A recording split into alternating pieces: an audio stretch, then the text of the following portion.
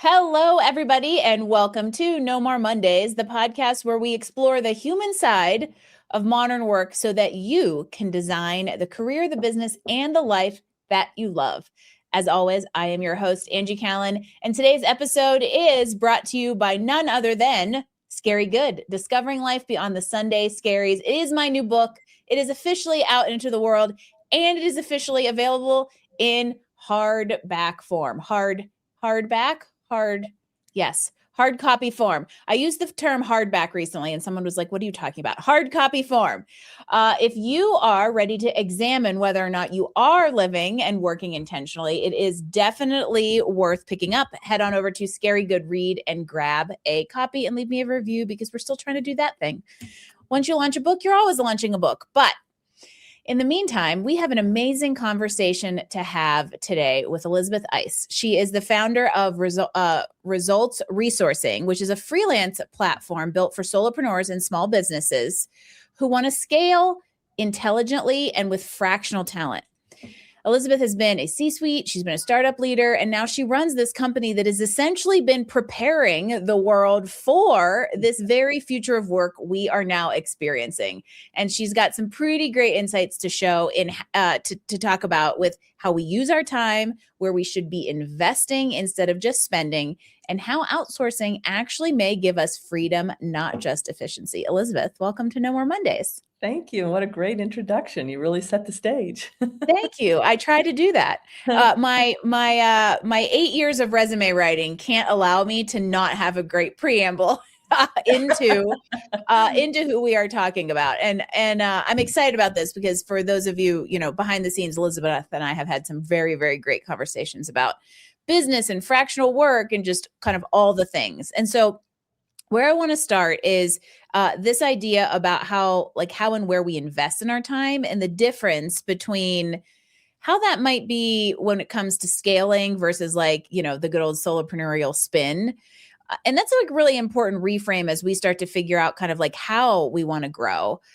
Because especially in the solopreneurial world, we're really good about doing everything and doing everything very, very proudly instead of delegating. And so I'm curious for you, where'd the mindset shift come from? And what's your personal experience in this idea of intelligent scaling the way you want to do it? Well, that's a great place to start because I really think at the end of the day, whether you're seeking work-life balance or you're deciding to leave corporate job and start something else or just leave a job, period. I mean, there's always work you like to do and things you don't like to do. And to me, it comes down to understanding the value of time. And in fact, there's so much out there about how do you decide what work to do. But to me, it's very simple because I think there's a vast difference between investing your time and spending your time. Now, people use those phrases interchangeably, but to me, they're not the same thing. Investing your time is really things that you're doing the work that is going to generate value. Either within a corporation or with a client, generate revenue, those sorts of things. And anything that is not that is non-core work. And that's what you spend your time on because you really are spending every hour doing that work that is not generating return or impact for you. So I think that those two words are extremely critical. And if people start thinking that way, they can make more intelligent choices about what work they should do and what work they should not do and find ways to have other people do that work for them or not do it at all by changing careers or something like that. Yeah. Okay. This to me has a direct correlation to a phrase we hear in entrepreneurship a lot, which is working in your business versus working on your business. And the thing is, I get them confused. I'm like, wait, which one is which? And I think we could very easily replace in with spend and on with invest. Correct. It's that simple. You don't need, fancy books, fancy methodologies. It can be that simple. It's just on a piece of paper. What do I invest my time in to grow my impact, grow my business, whatever it is. And that's working on the business. And then anything else is kind of in the business or the non-core work. Now, sometimes there's work that floats back and forth. I mean, it's like if you're crafting, doing a new marketing strategy or something like that, and you're drafting, a new article or something like that. I mean, Mhm. that is doing work, but it's under the guise of you're investing your time and your brain power in producing something that's can be leveraged, for greater impact. I think it's about what the work will do, right? Hmm. And that's where and in work, spending work is not important. It's a question of who needs to be doing it, which brings me to a very important question. We're going to bring up the ugly word delegate because solopreneurs don't like to do it because we think that we need to be doing everything. But I'm actually even going to say leaders in a company. This is a big challenge: is not only what to delegate, how to delegate, and how to actually give autonomy around it. And so, what's your experience in actually, enabling people to do that, right? So like what's a mindset shift a leader needs to have out there in order to like start letting go so they can delegate and so they can give someone else the time to spend? Well, at the end of the day, there's just finite time in every day. You can't do everything. And there is a bit of a mindset that, oh, I'm going to do it the best. And so I understand that. But at the end of the day, it kind of goes back to, how do you have more impact? You just can't keep doing things. Yeah. I mean, if you want to stay a solopreneur, I mean, I guess two camps. One, if you're an employee in a company, that's one thing.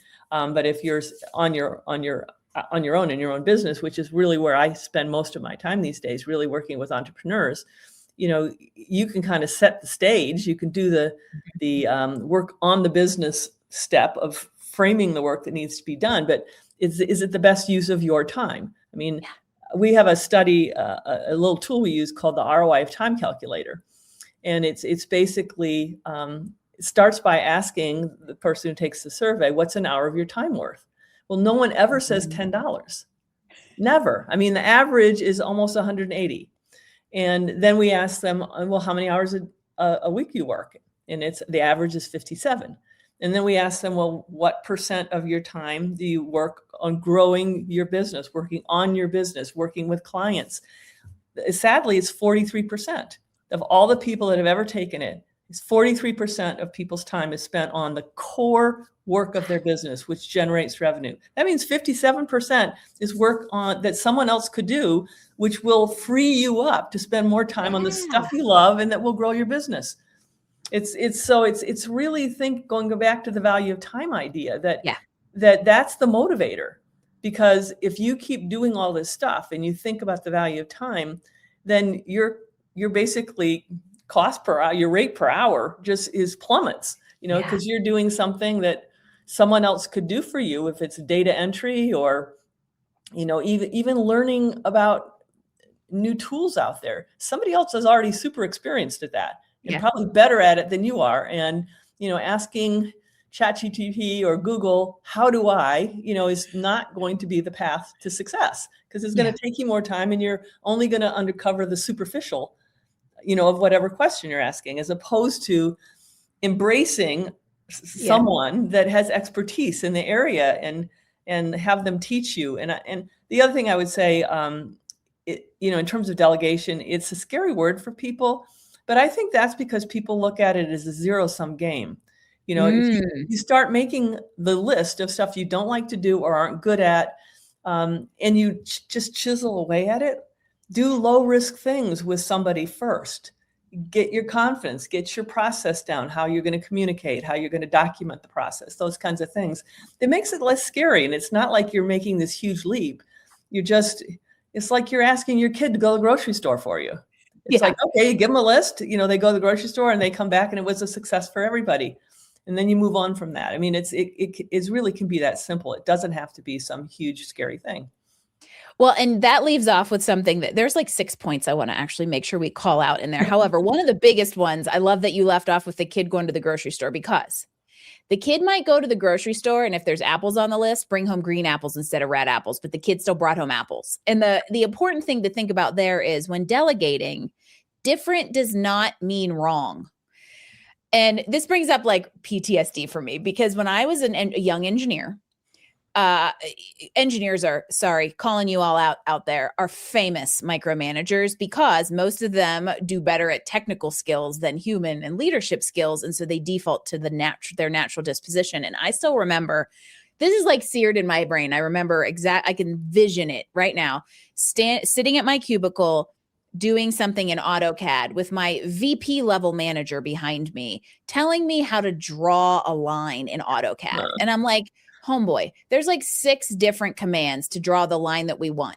Just because I don't use the command you use does not mean I'm not going to generate the output that we want. And so I think when delegating, you've really got to let go of how is it done is different than is it done to standard or to value or to outcome that we need.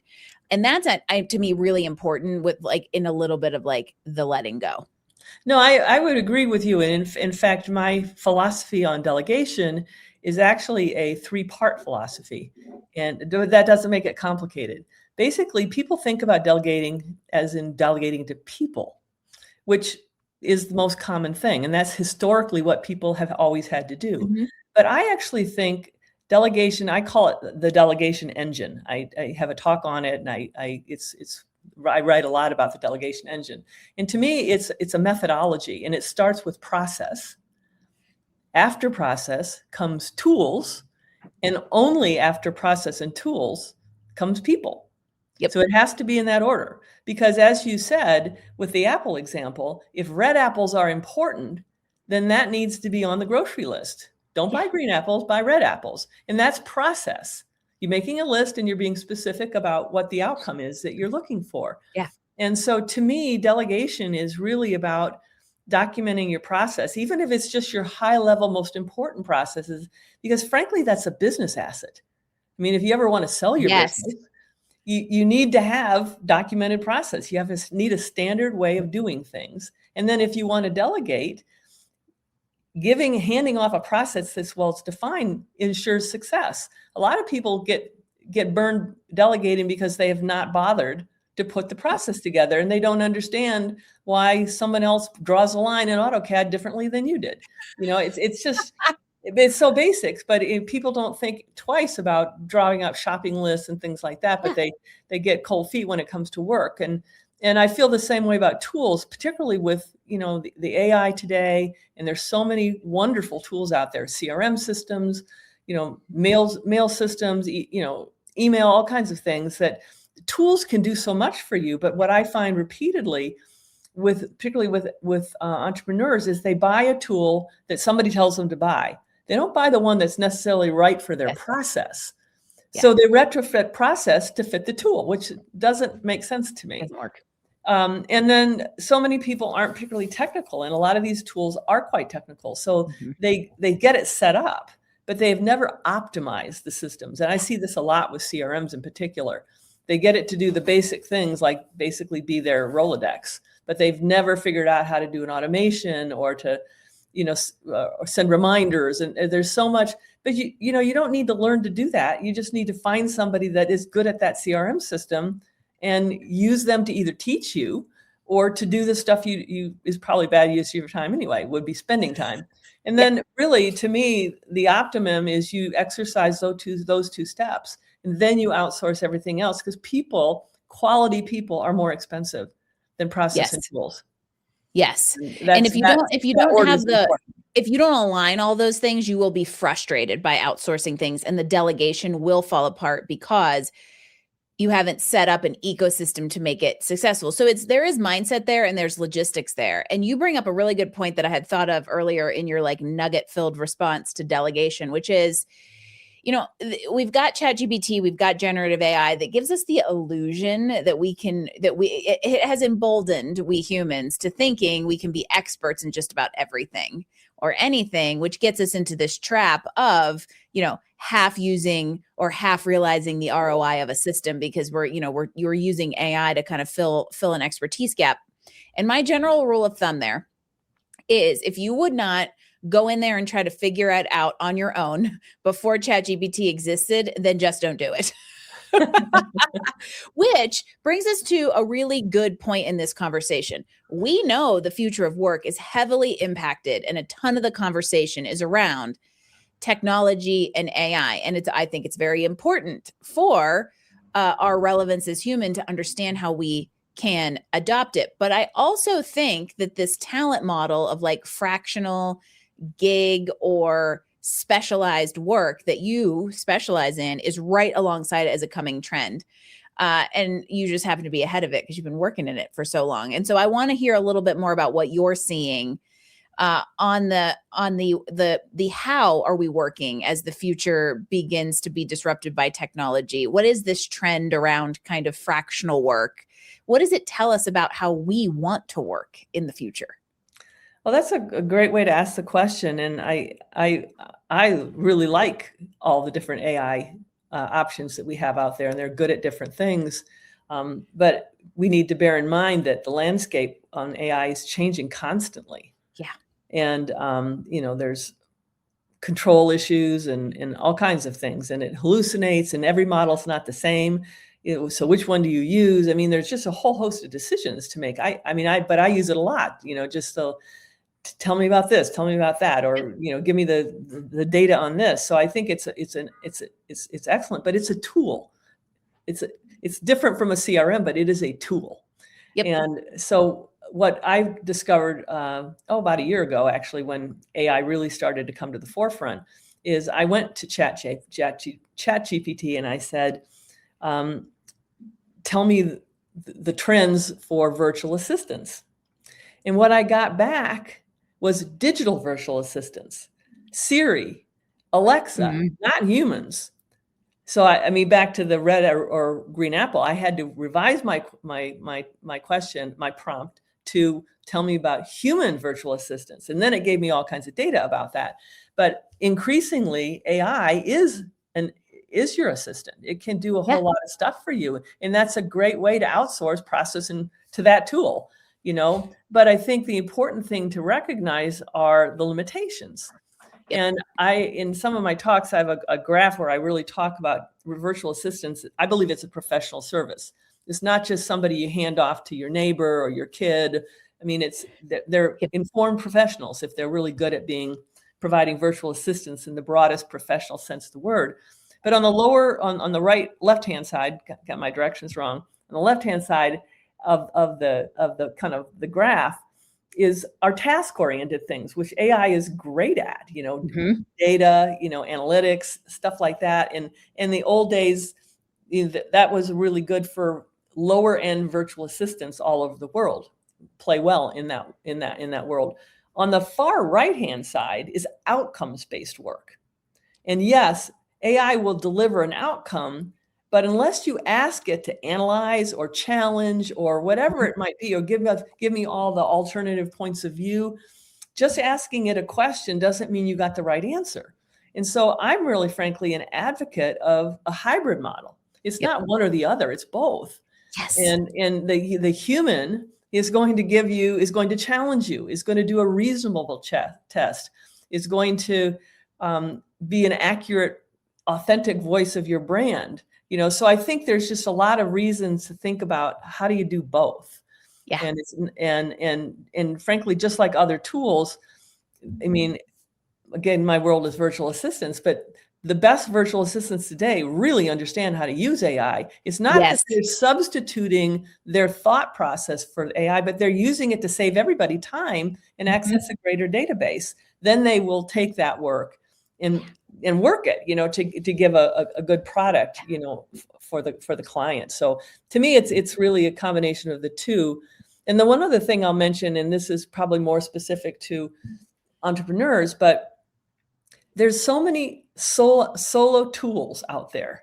But if you're going to run a business, the tools have to talk. They have to work together. And so it's not just picking an AI tool or another AI tool. It's how do they work with your processes, and how are they going to communicate with one another? Otherwise, you're just creating solo tools that create more work in other ways. Yeah. Or they become expensive because you're paying for 9,000 zaps in order to get them to connect with each other. But there's a really good point here that I think goes back to the beginning of our conversation, which is if you're going to delegate, the best way to delegate is to have the process already designed, find the right systems, and then you bring the right human in to connect those dots. The exact same thing is the fact for AI, right? It is, you are AI, all of these tools work best if you've already got your process in place, because then you figure out the best way to augment it. And is it an agentic support or is it a human support? And I have to tell you that you don't already know this, but you just like totally, you got me on something, because this past fall I went to an AI marketing conference, and I was the one in the room and on the stage talk about how to be a human. Which is always an interesting place to be when you've got people talking about how to AI arbitrage a business and set it up and start making money tomorrow, even though you don't know about it, and creating your video clone so you can have 3 million followers on YouTube. And I'm sitting here going, and I'm going to go up there and talk about how to be a human. But guess what I talked about, Elizabeth? It was the fact that this whole thing is not about man versus machine, or even man or machine. It really is man and machine. And we both have to have a seat at the table. And we as the human are still the ones driving it. Yeah. And I think that's an important distinction as we think about how, just ever changing technologies of all types, just becomes ever more omnipresent in our lives and our businesses. And all of that rolls back to what I think is this theme of it, like intentional delegation. Yeah. Totally agree with you. So, yeah. So on that note, here's a challenge question to get everybody out there thinking. What is a sign or an indicator that we need to stop spending time in places and start investing it in growth? What's a red flag that we've got it backwards? Well, I think that, when I think about all the clients that come to us, almost all of them have a growth problem. They may have other needs too, but everything they're looking for is to help them grow their business. So I think that the first clue is, if the business isn't producing, either the production or the profit that you're looking for, that would be sign number one. Sign number two, that you need to rethink, how you're investing or spending your time, your use of that, in that case, use of time. And then I think the next one really is about, I know when I end up doing things that I dread, I know that, okay, there must be some better way. I don't like doing it, so I shouldn't be doing it.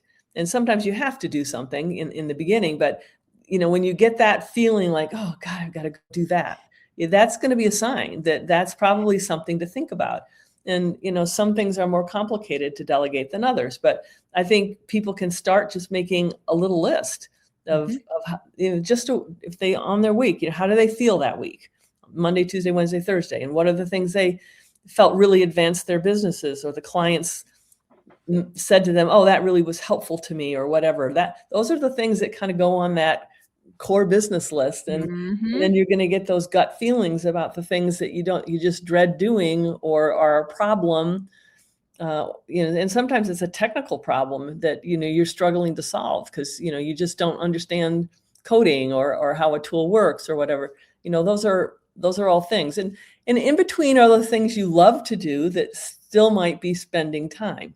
And I have grace for that. It's like, it's like, it's okay. Just recognize that that's probably not the best use of your time, but you enjoy it. And at the end of the day, we want impact and we want to have fun at whatever we're doing. Yeah. Well, and to me, a lot of that comes back to kind of your energy spends and energy investment, right? If you want to have a little fun, everybody out there, go Google the Eisenhower matrix and go put all of your things in the quadrants, because you will find that there are things that are like high impact, but become low energy, like low energy or energy deficit. That is primetime delegation right there. But there are going to be things that have, like, let's say, low impact, but high energy gain for you, either as a leader or an entrepreneur. And those are the kinds of things you want to think about, keeping, because there is a net positive, but you've got to keep it in check and not get sucked into only doing that, because then still the investment work isn't necessarily going to happen. And this is, I think, what is so cool about the snapshot in time we are in right now, and our ability to essentially redefine and define the way that we work, and kind of what we want success in our little, corner of the world to look like. I love the Eisenhower matrix. I mean, I think that's just a very simple tool that, no judgment, just fill it out. Doesn't have to be perfect, but it'll give you a start, just give Yeah. you a start. I actually did Terry and I do it? I think Terry and I did it.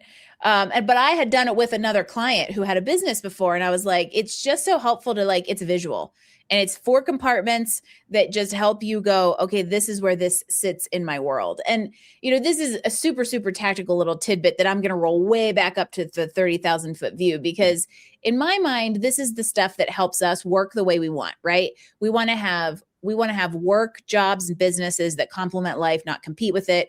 And some of that comes down to how we manage the energy in order to find the equilibrium. I am intentionally not using the word balance. And I think that this moment that we're in time allows us to kind of rewrite some of these rules.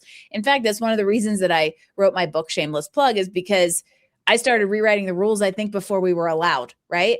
And for you, Elizabeth, I think that you've kind of done a little bit of the same, right? You've had lean businesses, agile businesses, but all of it's been really human first. And I'm curious what some of your takeaways or perspectives or even philosophies are when it comes to, success on our terms. Well, I think, what I always think about is I don't want to be a commodity, and I think that, all of these tools, unless they're really customized, become a commodity. And so I think that I am human first. And in terms of how I started this business, I actually never intended to be in this business. I'd spent years running very large businesses as a very senior executive in the insurance industry. And 24 years ago, I up and joined a startup. And I was just tired of being an insurance exec, because you do get pigeonholed, like, oh, she can lead these things, but only in the insurance industry. Well, I didn't think so. So I joined this startup, and it didn't succeed, for a variety of reasons, but it was just so fun, to be part of the startup. But that's really what got me when I started to consult, which I don't consider myself a consultant, but I did consult for a while. That's when I started to hire freelancers. And this was 15 years ago, when people thought freelancers were losers that couldn't get real jobs. I mean, I hate to say it, but I had to explain to people, no, these are professionals that, like an attorney or a CPA. You don't think those people, those are contract workers. So I really had a lot of conversation around that. And I was essentially a contract worker, and I hadn't really thought about that, but I definitely, many entrepreneurs are contract workers. And I started to find talent from the plethora of freelance platforms that are out there. And what I discovered is I was really good at it because of my corporate background. And I would work with smaller clients that really struggled with those platforms because there was no human. I mean, if you go to Upwork, and that's the biggest platform out there, and they do a brilliant job in so many areas. But for a solopreneur that doesn't know how to delegate, doesn't know how to create a job profile, they type something into a box and they get 5,000 profiles back and limited ability to screen. And I started to do it for my clients. And that's what really got me onto this idea, like, oh, I'm a matchmaker. I know how to find, vet, and curate freelance talent and match them to the client's needs. I take that whole step out of the process. So that's what led me to ultimately building a technology platform that keeps the human first. Yay. Humans still matter, everybody. Yeah. Humans it's like matter. Technology does the stuff I don't want to do, or I can't do at scale, but it still allows me to have human conversations like we're having today with people that need to hire freelancers and don't know where to start. Well, that's what we do. We help them start, and then we will match them with teams that we've pre-vetted in the United States and Canada, because freelancers are not commodities. They're super smart people all over the world that speak and write English well, but that doesn't mean they necessarily understand the culture of where you work, you live and work, or the differences between this state and that state. So, and the human really can cut through all that and really, help zero in on the impact that you want to have. I think it's a really good observation to say that, a freelance graphic designer is no different than a CPA, right? That in fundamentals, and a lot of it, I think, comes down to the mentality that both we have as people engaging those specialized, contract or consultant type places, but also I think freelancers have an opportunity to rethink their mentality kind of around, how they work and the specialties and the value that they bring. So if that's you out there, there's our little tidbit for you. And ultimately, what I love so much about this conversation is I love humans and I love technology. I am a former engineer who loves people, and so I really like to think about all of this, whether it's us as business owners or engaging in delegating and bringing in VAs, as being AI enabled humans on purpose. Right. Right. And that means we're still purposeful humans. Purpose has many connotations in that statement. But unless you are, I don't know, 3 years from retirement, you can't afford to not be AI enabled because it ain't going anywhere. Right. However, we also can't just be automated entirely. And that's why we still have to remain humans on purpose. And so this has been a very fun conversation to remind everybody out there of that. And if you're looking to maybe work smarter, maybe buy back some time, maybe invest instead of spend on your business, Elizabeth may just be your ticket. So how does everybody out there get in touch with you and follow along with what is clearly good wisdom on how to work smarter and with a higher level of investment? How do we find you?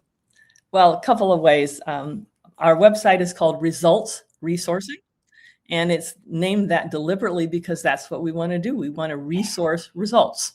We're not interested in doing tasks, which we do, but we want to help you have the impact you want. That's the human first, and that's really what we're all about. So our website is Results Resourcing, and it's .net or .com, either way. Also find me on LinkedIn under Elizabeth Eiss, which I'm sure will be in the show notes. Plus, you can see how my name is spelled there. And just real quickly, and we do, for people who are looking for freelancers, we do have a free job consult. We call it a jumpstart call. Because, if you walk away knowing more about your options and how to prioritize working in your business versus on your business, then I feel that's a win. And ultimately, we can help you do that with talent. But I want to go back to really quickly to something you said about we want to help owners of businesses be the CEO, stepping out of the doer role into the CEO role. And ultimately, we want to help freelancers move from being just a contractor to being a professional. Yeah. And so I will also mention that we have built some courses that will help people who want to be a virtual assistant professional. And so those are also tools that we offer. And it's called a VA Hub, which will teach people how to, if you really want to be a virtual assistant, which is a professional service, these are tools which will help you up your game. So you'd be a better virtual assistant and more successful with your clients. And we will share all of those links here in the LinkedIn chat and on the show notes. So if you're listening out in podcast land, you can check out Elizabeth and great. There's great resources, not only directly, but almost like indirectly. And I even love some of the things you mentioned throughout the conversation around, just starting to help people explore work delegation from like, okay, wait, am I actually costing myself money by doing this myself because I'm spending time I could be spending in a much higher rate of pay and things like that? And so head on over to Results Resourcing and check it all out. Again, we'll share it in show notes. And as we wrap things up, I have a very important question, Elizabeth, that I feel like I love asking you more than I've asked anyone because of the human undercurrent in our conversation. And that is, what do you think is the single most important thing humans should be doing right now in order to stay relevant and to thrive in the future of work? Oh, wow. I think it boils down to having purpose. Because I think if you're grounded in a purpose, whatever that is for you, then that's going to help you choose the right path.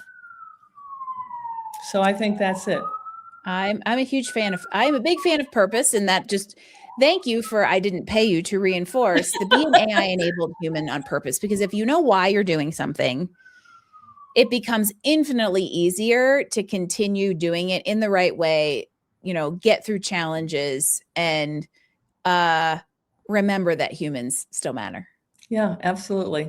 I think purpose ends up helping you answer the questions. Because if you always go back to your purpose, it's like, yes, it'll kind of self-direct you. Yes. And if you need to lean into, you again did not pay Elizabeth to cue up perfectly the fact that if you are interested in reading a little bit more, getting some inspiration on purpose, I happen to have a book called Scary Good, Discovering Life Beyond the Sunday Scaries, which is essentially all about this idea of being a human on purpose, knowing what that purpose is, and really integrating life and work so that you can impact and live a values aligned life. And so I will just remind you that you can get it at scaryreadgood.com. It is a very human read, I promise. But I will wrap up the final shameless plug that I hadn't planned on doing, but the opportunity was so ripe I couldn't help myself with saying, Elizabeth, thank you a million times over for being here and being part of the No More Mondays movement and helping all of us think differently about how we spend versus invest our time. And most importantly, thank you for also agreeing that we can all be AI-enabled humans on purpose. Well, thank you so much. This is really fun to be on No More Mondays. So thank you so much. Thank you again. Check out Elizabeth, everything she has to offer. You got to love a live show with a guest from New York that ends with ambulances and sirens in the background. You get nothing but authenticity here at No More Mondays. I didn't even hear it, which is typical of a New Yorker, you know? Yeah. Whereas I'm in my little mountain hole and it's like, oh, a siren. You know, for all of you out there, if Elizabeth or I can help you to figure out how to delegate or figure out how to be a purposeful human, we are here for you. Find both of us on LinkedIn. Thank you for listening to this episode of No More Mondays, and I will see you all next week for our next conversation.